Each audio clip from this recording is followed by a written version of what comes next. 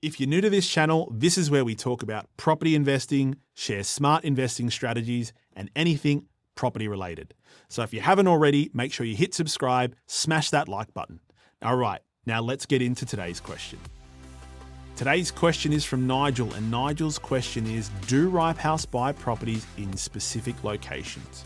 I'd like to buy my investment property closer to me so I can actually keep an eye on it and manage it myself. Thanks for that question, Nigel. And I get this one, probably the most common one in terms of when it gets investing. Can we invest somewhere close to us? Because I'd like to be closer to my investment. Funnily enough, I've never actually touched any of my personal investment properties. I've touched my partner's ones, been there.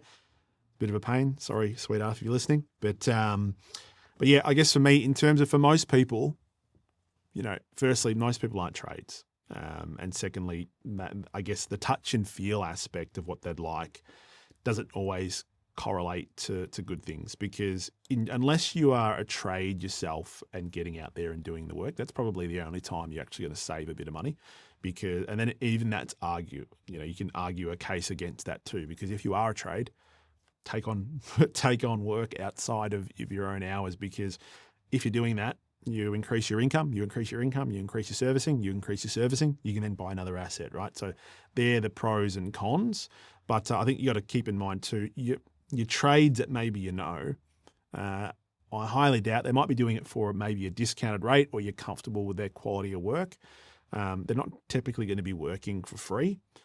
If it comes to touching and feeling as well, like if you've got a property out there in the market and, particularly maybe for insurance purposes, for liability reasons, for making sure that you're compliant with the property in terms of your property management agreement, etc.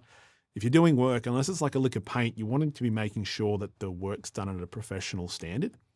And then also too, when I'm hugely against self-managing property, for number one, because the cost of managing property yourself is quite small. We're talking about anywhere from 6 to kind of 8% on average, somewhere in that window to manage a property. It's also tax deductible.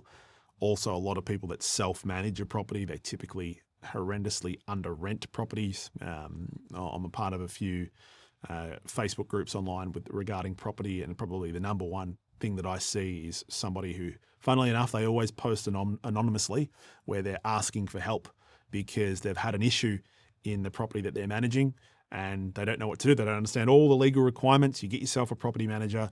If you are wanting to be there from a touch and feel, all you're probably likely to do is drive past it because when the inspections tend to happen, it's normally 11 o'clock on a Wednesday when you're in the middle of your work day. It's just, the property manager isn't going to typically change their schedule around you. They're not managing just the one property as well. So in my experience, I would prefer to be investing wherever the best returns are going to be. I'm not just investing because it's, best case for me. And a good example of that at the moment is, the Melbourne market. If I invested in the Melbourne market over the last few years, which is local to me, as opposed to other locations where I invested across the country, I would have made barely any money instead of nearly doubling my performance by being in the other markets. So invest where it makes logical sense. Sometimes in your backyard, or most often in your backyard, is not going to be the best result for performance.